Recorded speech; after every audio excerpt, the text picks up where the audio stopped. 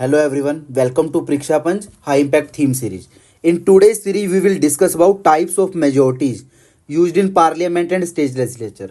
आपने बहुत सारी मेजोरिटीज़ के बारे में सुना होगा कि absolute majority, simple majority, special majority, effective majority, कि ये पर्टिकुलर बिल सिंपल मेजोरिटी से पास हुआ, इस particular constitution amendment bill special majority से पास हुआ।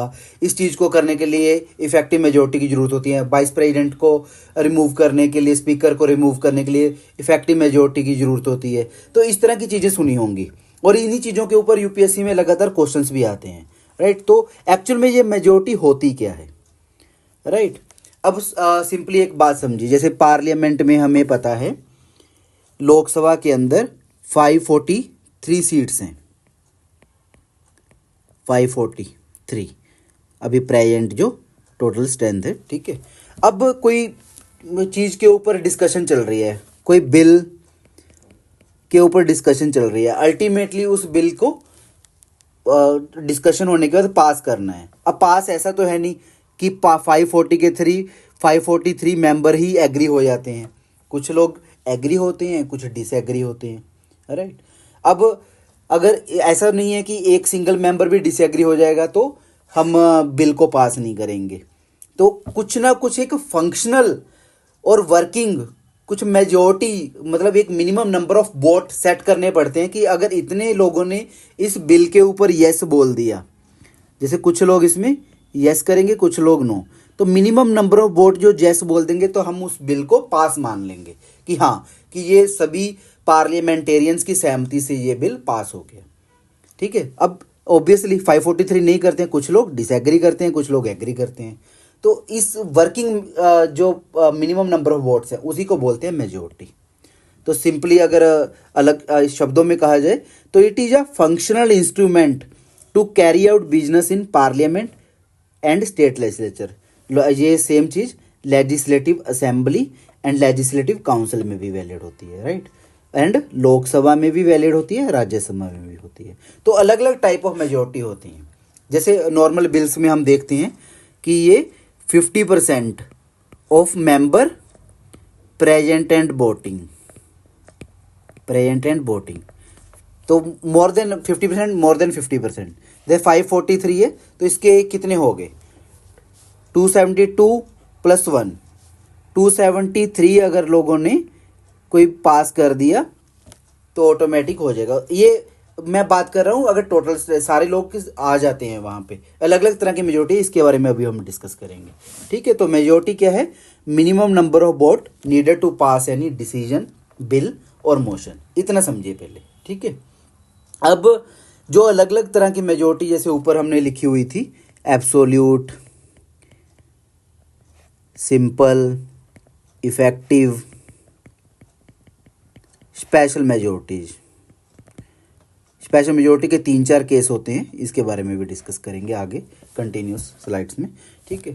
तो ये जो मेजोरिटी है इसमें याद करने लायक क्या होता है, जो प्रीलिम्स के ट्रैप्स हैं, जो यूपीएससी के पास्ट ईयर क्वेश्चंस में देखा गया या स्टेट पीसीएस के प्रीलिम्स के ट्रैप्स हैं या हैक्स हैं, वो क्या है, वो चीज़ ध्यान देनी है कि हमें अपनी प्रेपरेशन करते हुए जब भी इस टॉपिक को पढ़ रहे हैं तो क्या चीज़ों का ध्यान देना है, जब भी इसका क्वेश्चन सोल्व कर रहे हैं तो क्या चीज़ माइंड में होनी चाहिए ताकि हमारा ये क्वेश्चन सोल्व हो जाए विदाउट एनी एरर, राइट, कोई गलती ना हो हमारे से। तो इसमें सबसे ध्यान रखने जो गया 2-3 बातें होती हैं, वो चीज़ ध्यान से सुनिएगा, ठीक है। सबसे पहली चीज़ आपको क्या ध्यान में रखना है, जो मेंबर वोट करने वाले हैं वो कौन है, जो उसके लिए क्राइटेरिया है वो क्या है, अकॉर्डिंगली आप उस क्वेश्चन को ध्यान से देखेंगे कौन है, ठीक है। सेकंड, उन पर्टिकुलर मेंबर में से कितने मेंबर्स का पास करना जरूरी है, हाउ मच, ठीक है। एंड ये वाली जो मेजोरिटी होगी वो कहाँ पे यूटिलाइज होगी, ठीक है, वेयर, या इसको हम बोल देते हैं वेरियस केसेस, जहाँ पे ये पर्टिकुलर मेजोरिटी चाहिए होती है, ठीक है। तो अलग अलग केसेस में आपको देखने को क्या मिलेगा, हु में क्या देखने को मिलेगा। एक केस आपको ज़्यादातर देखने को मिलेगा मेंबर्स प्रेजेंट एंड वोटिंग, कि लोकसभा है या राज्यसभा, राज्यसभा में कितने मेंबर प्रेजेंट हैं और वोट कर रहे हैं। या फिर सेकंड केस आपको मिल सकता है टोटल मेंबर्स बोला होगा कि टोटल मेंबर्स का देखेंगे कितने परसेंटेज चाहिए। टोटल मेंबर, टोटल जो स्ट्रेंथ है उस हाउस की, जैसे अभी हमने लोकसभा की बात की 543, राइट, जिसमें हमने 273 अगर 50% चाहिए हो तो टोटल मेंबर, टोटल स्ट्रेंथ, ठीक है, टोटल मेंबर। थर्ड होता है कितने इफेक्टिव स्ट्रेंथ, इफेक्टिव मेंबर्स, एक होता है इफेक्टिव मेंबर्स। इफेक्टिव मेंबर क्या होते हैं? Total member minus vacancies. For example मान लो हम लोकसभा में 543 टोटल स्ट्रेंथ है, इसकी वैकेंसीज का मैं ठीक कर दूं, वैकेंसीज जैसे लोकसभा में 543 है और 43 वैकेंसी हैं due to death, due to any other reason, member अभी प्रेजेंट नहीं है, तो टोटल कितने बचे? 500। तो ये इफेक्टिव स्ट्रेंथ हो जाएगी। एंड इफेक्टिव स्ट्रेंथ ये हो गई। एंड इफेक्टिव स्ट्रेंथ के बाद अगर लिखा हो प्रेजेंट एंड वोटिंग तो अलग मुद्दा हो जाएगा, ठीक है। इफेक्टिव का अगर मेजोरिटी देखेंगे, अगर 50% बोला होगा तो हम 500 में से देखेंगे। अब इस केस में क्या होता है, हाउ मच, इसमें देखो क्या बोला होता है, या तो 50% इज इनफ, या फिर लिखा होगा two third of these things, 2/3 of member present and voting, या 2/3 ऑफ टोटल मेंबर। ये केस अलग अलग मिलेंगे आपको। जैसे प्रेसिडेंट की जब इम्पीचमेंट करते हैं 2/3 of total member, total strength लिखा होता है, आर्टिकल 61 आप जब आप पढ़ेंगे। और कुछ कुछ केसेस में लिखा होता है 2/3 of member present and voting, ठीक है। फिर आपका जा लिखा होता है मोर देन 50%। तो ये चीज का ध्यान रखना है। अब इन्हीं चीजों के ऊपर अलग अलग केसेस होंगे कि कौन सा केस कहाँ पे है। जैसे मैंने अभी आर्टिकल 61 की बात की, जिसमें impeachment of president, impeachment of president, अगर प्रेसिडेंट को उसकी गद्दी से हटाना है, इम्पीच करना बोलते हैं जिसको हम, तो आपको जो स्ट्रेंथ चाहिए होती है तो वो स्पेशल मेजोरिटी की चाहिए होती है 2/3 of total, 2/3 of total members, total strength कह लीजिए या मेंबर्स, ठीक है। तो ये चीज़ है, मतलब अपने को ध्यान रखनी होती है। सिमिलरली अलग अलग केसेस में अलग अलग होती है। अगर आपने ये तीन चीज़ें ध्यान से देख ली, who, how much and where, तो आप इस टॉपिक को अच्छे से क्रैक कर लेंगे। इसका कोई भी एमसीक्यू आ जाए आप गलती नहीं करेंगे, ठीक है। तो ये चीज़ दिमाग में रखिएगा। It is the most important thing we have to remember in this particular topic, who, how much and where, ठीक है। ये तीन ही चीज़ों से ये पूरा टॉपिक सोल्व हो जाएगा। अब इस थीम को हमने हाई इम्पैक्ट थीम के अंदर क्यों रखा है, अपनी हिट सीरीज में क्यों लेके आए हैं? तो सबसे पहला रीजन है, ये कोर क्लासिकल टॉपिक है जिसमें बार बार रिकरिंग थीम्स पूछा जाते हैं क्वेश्चन। कोर क्यों है? अब देखो हर टाइम ज़रूरत है, पार्लियामेंट में, स्टेट लेजिस्लेचर में। रिसेंटली पार्लियामेंट में विंटर सेशन हुआ है, राइट, विंटर सेशन, तो वहाँ पे ये लगातार यूज हुआ है, राइट। फिर स्टेट लेजिस्लेचर में लगातार यूज होता है ये। रिकरिंग थीम्स है, छोटा टॉपिक है, गलत होने के चांसेस कम है अगर आपने इसको रट्टा मार लिया। रेगुलर न्यूज में रहता है। क्वेश्चंस मैं दिखा देता हूँ किस तरह के क्वेश्चंस आते हैं। 2025 में क्वेश्चन आया, ऐसे 3 केस दे दिए, 1 2 3 ऐसे 3 केस दिए, कुछ सब्जेक्ट्स दे दिए। फिर लास्ट में पूछा for a constitutional amendment with respect to which of the above ratification by a, ये देखो क्या लिखा है, legislature of not less than 1/2 of the state is required before presenting the bill. तो इसने 1/2 50% लेस देन 50% वाली बात की हुई है यहाँ पे। तो ये एक क्राइटेरिया है, ये हम देखेंगे अपने किस टाइप की मेजोरिटी में ये चीज़ चलती है। तो इस ये चीज़ ध्यान रखने वाली थी यहाँ पे। सिमिलरली 2022 में एक क्वेश्चन आया है, इसमें भी मेजोरिटी के ऊपर, इसके जो थर्ड स्टेटमेंट है वो मेजोरिटी के ऊपर पूछी गई है। A constitutional amendment bill must be passed by both the Lok Sabha and Rajya Sabha by special majority. And there is no provision for joint sitting. Again majority के ऊपर क्वेश्चन, ठीक है। ये 2020 के बाद में भी आते थे और पहले पुराने क्वेश्चंस में अगर आप देखोगे 15-16 के क्वेश्चंस में भी पूछा गया है मेजोरिटी के ऊपर। देखिए यहाँ पे भी मेजोरिटी की बात हुई है, special majority, Lok Sabha majority, simple majority की कौन सी मेजोरिटी से ये पर्टिकुलर जो स्टेट लिस्ट वाला प्रोविजन है आता है, right. When a bill is refer to joint sitting of parliament, तो किस तरह की मेजोरिटी चाहिए, अगेन मेजोरिटी। तो मेजोरिटीज के ऊपर क्वेश्चंस लगातार आए हैं यूपीएससी में, इसलिए ये हाई इम्पैक्ट थीम में हमने रखा है। तो हमारी पूरी वीडियो की डिस्कशन के बाद आपको क्या करना है, ये मैंने 3-4 जो क्वेश्चंस दिए हैं आपको इसका आंसर कमेंट बॉक्स में बताना है। चलिए और बताते हैं कि ये क्यों हमने रिकरिंग थीम रखा है। रिसेंटली न्यूज में अभी मैंने पार्लियामेंट के सेशंस की बात की, ठीक है। चलो मैं एक और टॉपिक आपको बीच में कवर करा देता हूँ। पार्लियामेंट में क्या होता है, 3 सेशंस होते हैं, अगर आपको आइडिया हो तो 3 सेशंस होते हैं। सबसे पहला जो सेशन होता है बजट सेशन होता है, ये चलता है फरवरी में शुरू होता है, फरवरी टू मई मंथ, सबसे लॉन्गेस्ट होता है बजट सेशन, लॉन्गेस्ट सेशन है, ठीक है। बजट के ऊपर बात होती है ओब्वियसली। सेकंड जो होता है मॉनसून सेशन, मॉनसून जो सेशन है वो जुलाई टू सितंबर, ठीक है।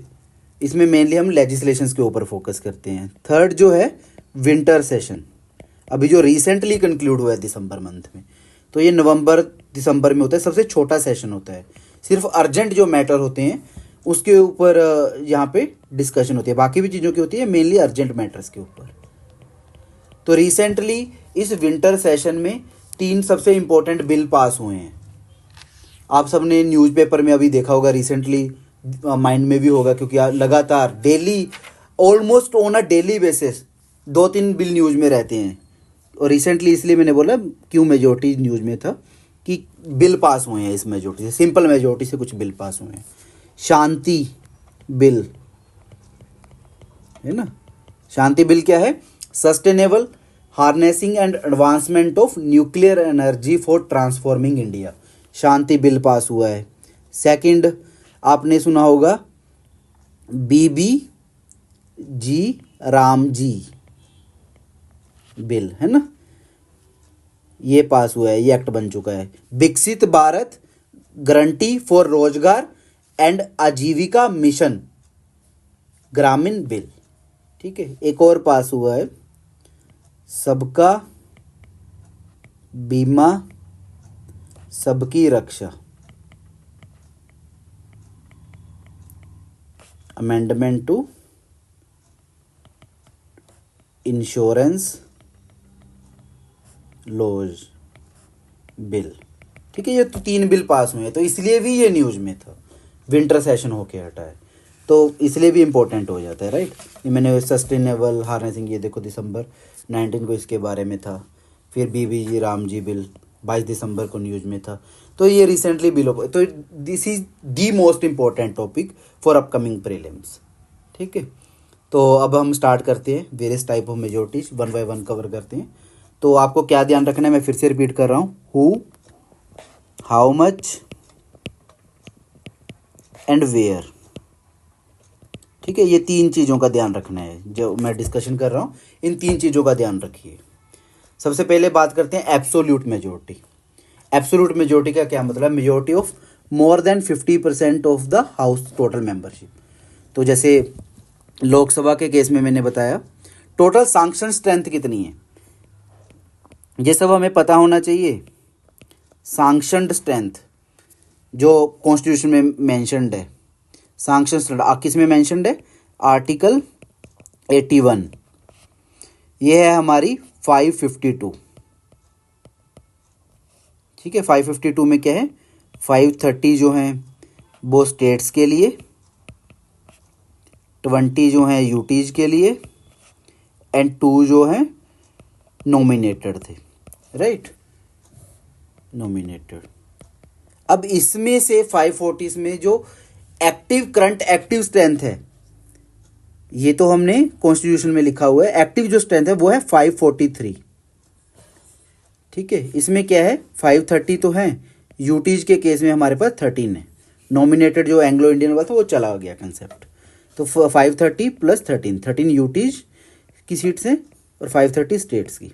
तो करंट, इसको हम बोलेंगे करंट एक्टिव स्ट्रेंथ या टोटल स्ट्रेंथ भी बोल सकते हैं, करंट एक्टिव टोटल स्ट्रेंथ। मैंने अभी वैकेंसी वगैरह का कोई जिक्र नहीं किया है, करंट एक्टिव टोटल स्ट्रेंथ, ये याद रखिएगा। तो अगर लोकसभा में कुछ स्पेशल मेजोरिटी से कोई चीज़ होनी है तो 50% ऑफ दिस वन, तो कितनी सीट्स चाहिए होंगी 273, 50% प्लस वन, मोर देन 50% है तो 543 का 50% प्लस वन 273 चाहिए होंगी।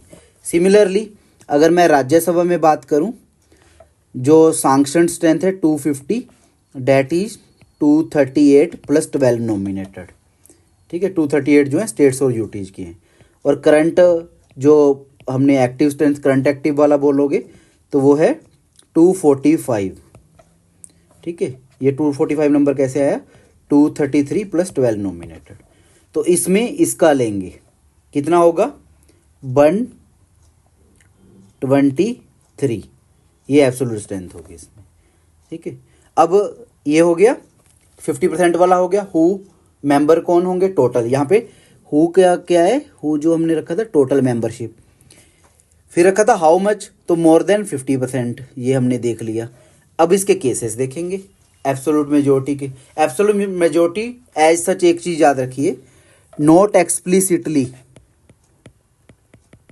कोई भी मेजोरिटी नोट एक्सप्लिसिटली कोई भी ऐसे मेंशन्ड नहीं है, नोट एक्सप्लिसिटली मेंशन्ड।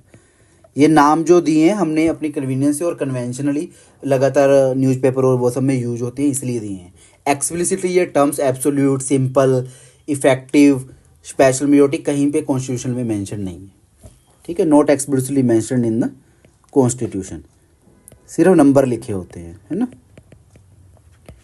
तो अब ये कहाँ पे यूज होती है, वैसे एज सच पार्लियामेंट के जो डेली बिजनेस अफेयर हैं, बिल पास होना, मोशन पास होना, वहाँ पे नहीं यूज होता। ठीक है, it is mainly relevant in government formation. ठीक है, जब गवर्नमेंट फॉर्म होती है, जैसे अभी 2024 में गवर्नमेंट फॉर्म हुई, इससे पहले 2019 में, उससे पहले 2014 में, 2014, 2019, 2024 बीजेपी गवर्नमेंट फॉर्म हुई। तो यहाँ पे देखिए 2019 में बीजेपी 303। तो ये जो मेनली रेलेवेंट है गवर्नमेंट को फॉर्म करने के लिए, तो यहाँ पे चाहिए होती है 273 प्लस। ठीक है, तो इसी काम में चाहिए होती है। इसके बाद ऐसा सच बहुत ज़्यादा इसका कोई रेलेवेंस है नहीं, बहुत अलग अलग पार्लियामेंट्री प्रोसीजर्स में। ठीक है, गवर्नमेंट फॉर्मेशन के टाइम पे नॉर्मल ये लेजिस्लेटिव की वोटिंग वगैरह में नहीं यूज होती। तो ये चीज़ ध्यान में रखिए। इसके ऊपर बहुत रेयर क्वेश्चंस आते हैं, क्वेश्चंस ज़्यादातर आते हैं सिंपल, इफेक्टिव और स्पेशल मेजोरिटी के ऊपर। तो सेकंड टाइप की मेजोरिटी की बात करते हैं, इफेक्टिव मेजोरिटी। अब इफेक्टिव मेजोरिटी के केस में भी हम तीन चीज़ें वही देखेंगे, हु, हाउ मच, वेयर, यही तीन चीज़ें देखेंगे इसमें भी। चलिए, इसमें क्या है the specific term, again effective majority मैंने बताया कॉन्स्टिट्यूशन में एज सच कहीं पे मेंशन नहीं है। यहाँ पे क्या है ऑल द देन मेंबर। ठीक है, तो हु क्या है यहाँ पे ऑल द देन मेंबर्स। अब मैंने ये आपको मैं बता चुका पहले, ऑल द देन मेंबर्स का क्या मतलब होता है, टोटल माइनस वैकेंसीज, टोटल में से जितने लोग वैकेंसीज हैं उसको हटा दीजिए। ठीक है, उसको बोला जाता है इफेक्टिव मेजोरिटी, राइट। अब ये कहाँ कहाँ पे हैं, ये 3 आर्टिकल में कॉन्स्टिट्यूशन में मेंशन्ड है, आर्टिकल 67B, 90C, 94C। तो इसका हम देख लेते हैं केसेस। हु हमने देख लिया, now we have to look into how much and where देखिए, removal of vice president, removal of deputy chairman of Rajya Sabha, removal of speaker and deputy speaker. तो ये याद रखिए, वाइस प्रेसिडेंट का रिमूवल, राज्यसभा के चेयरमैन का removal and removal of speaker and deputy speaker of Lok Sabha. अब ये इसके आर्टिकल्स में आप क्लियरली देख सकते हैं। ऑफिस ऑफ वाइस प्रेसिडेंट, तो वाइस प्रेसिडेंट के जो बी पार्ट है इसमें लिखा हुआ है अब वाइस प्रेसिडेंट, मैं इसको थोड़ा और जूम कर देता हूँ आपके रेफरेंस के लिए। अब vice president may be removed from his office by a resolution, तो क्या इसके लिए क्या पास होगा? Resolution of the council of state. Council of state से क्या मतलब होता है? राज्यसभा।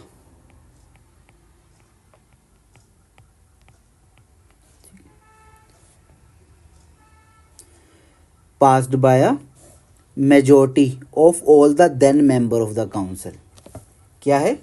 हु क्या है यहाँ पे? Then member, total minus vacancy, majority. ठीक है, मेजोरिटी की यहाँ पे how much? Majority. How much के केस के लिए इन्होंने लिखा है मेजोरिटी, मतलब 50% से ज़्यादा। And agreed to by the house of the people. यहाँ पे इफेक्टिव मेजोरिटी यूज हो रही है राज्यसभा में, लेकिन बाद में agreed to by the house of people, यहाँ पे सिंपल मेजोरिटी है, याद रखिए, सिंपल मेजोरिटी इन लोकसभा। लेकिन जो रेजोल्यूशन है राज्यसभा में, यहाँ पे इफेक्टिव मेजोरिटी की बात हो रही है। ये पार्ट ध्यान रखिएगा, ठीक है। But no resolution for this purpose shall be moved unless at least 14 days, ये नोटिस वगैरह ये अलग चीज़ है, मेजोरिटी से अलग हो गया, ठीक है। तो ये चीज़ ध्यान रखिए। तो राज्यसभा में इफेक्टिव मेजोरिटी से रेजोल्यूशन पास होगा, तभी वाइस प्रेसिडेंट को आप रिमूव कर सकते हैं, बाद में उसको एग्री होना पड़ेगा लोकसभा में, ठीक है। दूसरा देखते हैं, दूसरा case, deputy chairman of Rajya Sabha, मैंने बताया वहां पे भी क्या लिखा है इफेक्टिव मेजोरिटी के बारे में। इसका सी पार्ट देखिए, deputy chairman of Rajya Sabha, deputy chairman of the council of state may be removed from his office by a resolution of council passed by majority of all the then member of the council. All the then member, majority of all the then member, ये भी हम effective majority की बात कर रहे हैं। Similarly speaker and deputy speaker के case में यहाँ पे भी क्या लिखा हुआ है, रेजोल्यूशन की बात की हुई है। यहाँ पे देखिए, इसका भी सी पार्ट देखिए, speaker and deputy speaker of house of the people, again Lok Sabha की बात कर रहे हैं यहाँ पे, ठीक है। यहाँ पे क्या लिखा है, may be removed from his office by resolution of house of majority passed by majority of all the then member. All the then member again effective majority की बात कर रहे हैं। तो 4 केसेस में है, वाइस प्रेसिडेंट का removal, deputy chairman of Rajya Sabha, speaker and deputy speaker of Lok Sabha. In 4 cases में इफेक्टिव मेजोरिटी यूज होती है, ठीक है। तो ये हमने देख लिया वेयर वाला part, where, how much and who. Then again next type of majority की बात करते हैं, सिंपल मेजोरिटी। सिंपल मेजोरिटी के केस में क्या है, यहाँ पे हु में क्या आएगा, यहाँ पे है मेंबर्स प्रेजेंट एंड वोटिंग। जितने मेंबर, मान लो आज मीटिंग बैठी है, कितने हमने लोकसभा में कितने लोगों की बात की थी, लोकसभा में हमने 543। आज का सदन चल रहा है, विंटर सेशन में मान लीजिए सदन चल रहा है, तो वहाँ पे आज पहुँचे हैं, वहाँ पे 400 लोग पहुँचे हैं। मेंबर प्रेजेंट, आज कितने मेंबर प्रेजेंट है? 400। और उसमें से वोटिंग कितने कर रहे हैं, ठीक है, वोटिंग कर रहे हैं 300, ठीक है। तो इसमें क्या है, more than 50% of the members present and voting. तो more than 50% of members present and voting, 300 divided by 2 + 1। अगर 151 लोग वोट कर देंगे, मतलब 151 ने यस में वोट कर दिया, तो उस बिल को पास कर दिया जाएगा। This is simple majority, members present and voting. ये चीज़ याद रखिए, आई थिंक इससे क्लियर हो गया होगा। इसी को हम बोलते हैं फंक्शनल और वर्किंग मेजोरिटी। ज़्यादातर जगह पे ये सिंपल मेजोरिटी यूज की जाती है नॉर्मल पार्लियामेंट्री या स्टेट लेजिस्लेचर के प्रोसीजर्स में। ठीक है, इज इट क्लियर नाउ? ठीक है, अब हमने क्या देख लिया, हु देख लिया एंड हाउ मच का क्लियर हो गया, 50%, मोर than 50% of member present voting. अभी हमें क्या देखना है, वेयर, कहाँ पे ये यूज करनी है। Let's look into the cases where simple majority is used. Voting in the house, article 100 पढ़ेंगे तो उसमें मेंशन्ड है कि पार्लियामेंट के नॉर्मल प्रोसीजर्स में ये इस तरह की मेजोरिटी यूज होती है। बस ये टर्म्स मेंशन नहीं है, सिंपल, ऐसे सिंपल वर्ड मेंशन नहीं है, right. Passage of ordinary bill in both house of parliament and state legislature, चाहे तो मोशंस पास करने हो, चाहे नो कॉन्फिडेंस मोशन हो, एडजर्नमेंट मोशन हो, सेंशर मोशन, कॉन्फिडेंस मोशन, इन सब में भी सिंपल मेजोरिटी चाहिए रहेगी। Election of speaker and deputy speaker, इसके लिए सिंपल मेजोरिटी, याद रखिएगा, स्पीकर एंड डिप्टी स्पीकर के इलेक्शन में तो सिंपल मेजोरिटी चाहिए, बट रिमूवल के केस में इफेक्टिव मेजोरिटी चाहिए। ठीक है, तो ये चीज़, ये प्रीलिम्स का ट्रैप है। इलेक्शन में क्या चाहिए, सिंपल मेजोरिटी, बट जब रिमूवल होता है स्पीकर और डिप्टी स्पीकर का तब हमें चाहिए इफेक्टिव मेजोरिटी, ये याद रखिएगा। Then approval of president rule and financial emergency, इस केस में भी जब अप्रूव करनी है प्रेसिडेंट रूल और फाइनेंशियल एमरजेंसी को तो सिंपल मेजोरिटी चाहिए। Resolution passed by house of parliament for discontinuation of national emergency, ये याद रखिए, जब डिसकंटिन्यू करना है नेशनल एमरजेंसी को, हटाना है तो सिंपल मेजोरिटी से कर सकते हैं नेशनल एमरजेंसी, बट जब अगर लगानी है तो उस केस में जो रेजोल्यूशन पास होगा वो 2/3 मेजोरिटी से होता है, राइट, 2/3, वो हम बात करेंगे स्पेशल मेजोरिटी के केस में। बट जब अगर नेशनल एमरजेंसी को हटाना है तो वहाँ पे रेजोल्यूशन जो पास होगा वो सिंपल मेजोरिटी से पास होके भी हो जाएगा। ठीक है, या फिर आपको लॉ बनाना हो किसके ऊपर, कि आपको स्टेट लेजिस्लेटिव काउंसिल को क्रिएट करना है इन पार्लियामेंट, राइट, तो उसके लिए भी सिंपल मेजोरिटी से हो जाएगा। ये चीज़ भी, ये एक इम्पोर्टेंट पॉइंट है, इसका मैं लिंकेज बता देता हूँ। इसी के रिगार्डिंग एक पॉइंट है आर्टिकल 169। उस आर्टिकल 169 में लिखा हुआ है कि अगर कोई स्टेट में लेजिस्लेटिव असेंबली डिस्कशन करती है और उसी स्टेट में वो काउंसिल बनाने के ऊपर बात कर रही है, तब वहाँ पे जो मेजोरिटी चाहिए होगी वो 2/3 मेजोरिटी चाहिए होगी, बट वो लेजिस्लेटिव असेंबली में है। इस केस की बात करेंगे हम स्पेशल मेजोरिटी के केस में। बट अगर पार्लियामेंट में क्रिएट करनी है स्टेट लेजिस्लेटिव असेंबली तो वो सिंपल मेजोरिटी से हो जाएगी। इस पॉइंट को ध्यान में रखिएगा, ये भी अगेन प्रीलिम्स का एक ट्रैप है, राइट, इसके ऊपर क्वेश्चन पूछा जा सकता है। Then resolution for ratification of constitutional amendment by state legislature. ठीक है, then passing of resolution declaring financial emergency, ये हमने कर लिया डिस्कस।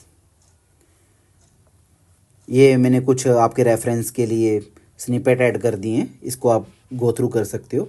मैं हमारे टेलीग्राम चैनल पे ये PDF शेयर कर दूंगा, you can refer it from there. ठीक है, आर्टिकल 100 जो हमने ऊपर मेंशन किए। नाउ हम बात करते हैं last type of majority, that is special majority. इसके 4 केसेस हैं जो हमें ध्यान में रखने हैं। अलग अलग केसेस हैं, वन बाय वन कवर करेंगे। जैसे सबसे पहले केस की बात करते हैं, not less than 2/3 of member present and voting. सिर्फ 2/3 of member present and voting. यहाँ पे कुछ ऐसा नहीं बोला कि टोटल का है या क्या है, मेंबर प्रेजेंट एंड वोटिंग। यहाँ पे हु में क्या है, member present and voting, how much,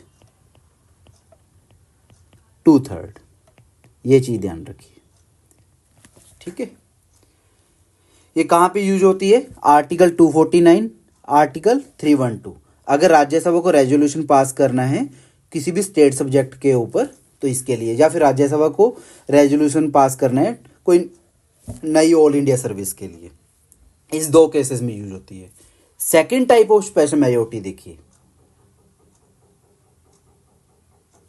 इसमें क्या लिखा है, इसमें डबल कंडीशन है, इसको मैं बोलूँगा डबल कंडीशन। डबल कंडीशन क्या है, यहाँ पे जो हम रखते हैं हु, उस केस में क्या है, पढ़िए, majority of 2/3 member present and voting along with 50% of total strength of the house. ठीक है, इसमें क्या बात कर रहा है, दो चीज़ें बात कर रहा है, टोटल स्ट्रेंथ की बात भी कर रहा है and members present and voting की बात भी कर रहा है। दो चीज़ों की बात कर रहा है कि जो 50, अब टोटल स्ट्रेंथ का क्या बात कर रहा है, 50%, how much, 50%, and member present and voting की क्या बात कर रहे हैं, 2/3, ये हाउ मच है। ये डबल कंडीशन है, ये दोनों कंडीशन फुलफिल होंगी तो ही मेजॉरिटी मानी जाएगी। ये किस केसेस में यूज होती है, जजेस को रिमूव करना हो सुप्रीम कोर्ट के, हाई कोर्ट के, या कैग को, कंट्रोलर एंड ऑडिटर जनरल को, या चीफ इलेक्शनर कमिश्नर को, या फिर अप्रूव करना हो कंटिन्यूशन ऑफ नेशनल इमरजेंसी। मैंने बताया था ना, अगर कंटिन्यूशन करना है तो आपको 2/3 plus 50% double condition, 50% of total strength, 2/3 present and voting का। अगर यही नेशनल इमरजेंसी को हटाना है, डिसकंटिन्यू करना है, तो वो रेजोल्यूशन पास हो जाएगा बाय सिंपल मेजोरिटी। ठीक है, ये चीज़ याद रखिए। सिमिलरली एक और केस की बात मैंने की थी, article 169, legislative assembly of state seeking to create और एबोलिश लेजिस्लेटिव असेंबली। अगर स्टेट के अंदर लेजिस्लेटिव असेंबली बात कर रही है टू क्रिएट और एबोलिश लेजिस्लेटिव काउंसिल, तो उनको मेजोरिटी जो चाहिए होगी ये डबल कंडीशन वाली चाहिए होगी। बट अगर पार्लियामेंट कोई लॉ बना रही है क्रिएट करने के लिए या एबोलिश करने के लिए लेजिस्लेटिव काउंसिल को, वो ऑर्डिनरी और सिंपल मेजोरिटी से काम चल जाएगा। बट अगर स्टेट में यही काउंसिल बनाने की बात हो रही है तो 2/3 प्लस 50% डबल कंडीशन वाली रिक्वायरमेंट चाहिए। सिमिलरली फंडामेंटल राइट में कुछ चेंजेस करना है, डीपीएसमी में कुछ चेंजेस करना है, या कोई भी कॉन्स्टिट्यूशनल अमेंडमेंट जो कि सिंपल मेजोरिटी या स्पेशल मेजोरिटी टाइप 4 में कवर नहीं होती है, वो हम टाइप 4 आगे कवर करेंगे। ठीक है, तो ज़्यादातर कॉन्स्टिट्यूशनल अमेंडमेंट्स जो होती हैं वो इस डबल कंडीशन से की जाती हैं। ये कहाँ पे मेंशन्ड है, ये चीज़ें आपको मिलेंगी आर्टिकल 368 में। मैंने रेफरेंस के लिए ये आर्टिकल का भी स्निपेट इसी पीडीएफ में दिया हुआ है। ठीक है, तो this is second type of special majority. यहाँ पे डबल कंडीशन है। पहले केस में क्या था, कोई मिनिमम रिक्वायरमेंट नहीं थी, simple 2/3 member present and voting. इसमें डबल कंडीशन होगी, 2/3 member present and voting plus total strength. और थर्ड केस देखते हैं, ये यहाँ पे दिया हुआ है, आप देख सकते हो, यहाँ पे लिखा हुआ है 2/3 प्लस 50% के बारे में। थर्ड केस क्या है, 2/3 ऑफ टोटल स्ट्रेंथ। तो यहाँ पे मैंने आपको बताया हु के केस में क्या हो गया, टोटल स्ट्रेंथ की बात कर रहे हैं, total strength and how much के केस में 2/3। ये दो कंडीशन, ये एक ही केस में है हमारे कॉन्स्टिट्यूशन में, आर्टिकल 61, ये मैं पहले भी बता चुका, इम्पीचमेंट ऑफ प्रेसिडेंट के केस। ठीक है, and last case of special majority, ये आप पढ़ लेना, आपके रेफरेंस के लिए मैंने ऐड कर दिया है। ठीक है, last case of special majority case 4। इसमें क्या है, मेजोरिटी ऑफ 2/3 मेंबर प्रेजेंट। ठीक है, तो यहाँ पे ये देखते हैं हु के केस में एंड हाउ मच, दोनों देखते हैं। अभी तक हमने सिंपल प्लस डबल कंडीशन की बात की है। इसमें देखिएगा आप, majority of 2/3 member present and voting, तो members present and voting how much, 2/3। ठीक है, and voting supported by more than 50% of state legislature by simple majority. ये एक कंडीशन होगी। इस कंडीशन के प्लस में एक और कंडीशन है, यहाँ पे स्टेट लेजिस्लेचर का लिंक है, स्टेट लेजिस्लेचर। अभी तक क्या था, ऊपर स्पेशल मेजोरिटी की डबल कंडीशन के केस में उसी हाउस की बात थी, पार्लियामेंट की ही बात चल रही थी। यहाँ पे स्टेट लेजिस्लेचर भी साथ में आ गया कि अगर पार्लियामेंट में कोई चीज़ 2/3 मेंबर प्रेजेंट एंड वोटिंग से हो रही है तो उस केस को बाद में सपोर्ट करना पड़ेगा 50% of the state legislature by simple majority. State legislature के कितने स्टेट्स का लेजिस्लेचर 50%, मतलब अगर हमारे 29 स्टेट्स के हिसाब से उसका 50% 15 स्टेट्स का पास होना चाहिए बाय सिंपल मेजोरिटी। इसके कुछ केस दिए हुए हैं, आर्टिकल 54, 55, 73, 162, 241, 279। ये क्या है, जीएसटी काउंसिल की बात कर रहे हैं, जीएसटी काउंसिल 279 है। फिर चैप्टर 4 फंड, ये 4 ऑफ पार्ट 5, ये सारे केसेस दिए हुए हैं। कोई भी 7th शेड्यूल की लिस्ट में चेंजेस करना हो या फिर representation of states in parliament करना हो, the provision of this article, मतलब यहाँ पे आर्टिकल 368 की बात कर रहा है, ठीक है। इन केसेस में सिर्फ और सिर्फ इन केसेस में ये वाला रूल लागू होगा, 2/3 present and voting plus state legislature वाला। बाकी स्टेट लेजिस्लेचर वाला कहीं नहीं था। ऊपर 50% वाली कंडीशन थी स्पेशल मेजोरिटी केस 2 वाला जो हमने किया था, यहाँ पे इस तरह की थी, अगर आप पढ़ेंगे तो majority of total membership of that house and by a majority of not less than 2/3 of member present and voting. 50% total strength plus 2/3 member present and voting, और इसमें थोड़ा प्लस हो जाता है, राइट। तो ये चीज़ें आपको ध्यान में रखनी है। तो this is all about types of majorities. इतना ही है, इतना आपने कर लिया तो it's more than sufficient to attempt your prelims MCQ on majorities. कुछ भी मेजोरिटी का क्वेश्चन आएगा, अगर आपने ये 3 कंडीशन फुलफिल कर ली, हु, अगेन बार बार रिपीट कर रहा हूँ, हु, हाउ मच, वेयर, तो आपका काम बन जाएगा। इसको इस तरीके से भी याद कर सकते हो। एक और फार्मूला है, पेट फार्मूला, इंपॉर्टेंट टेक्स्ट के केस में कवर कर लेते हैं। पेट फार्मूला, पेट में क्या है, members present and voting, effective की बात होती है, total minus vacancies, total membership, plus इसके अलावा होती है डबल कंडीशन। इन तीनों का यही है, मेंबर्स प्रेजेंट एंड वोटिंग लिखा होगा, टोटल मेंबर लिखा होगा, या effective all the then members, या फिर डबल कंडीशन दी होगी। तो ये चीज़ें अगर आप ध्यान में रखते हैं अलग अलग पार्लियामेंट्री इंस्टीट्यूशंस या स्टेट लेजिस्लेचर के इंस्टीट्यूशन में, you can easily attempt your prelims MCQs, right. I hope these techniques are beneficial for you and this topic is definitely relevant and you can definitely attempt any MCQ on this topic now, अगर आपने ये चीज़ें अच्छे से कर ली। okay then best of luck everyone and like and share this particular video and subscribe our channel. Best of luck.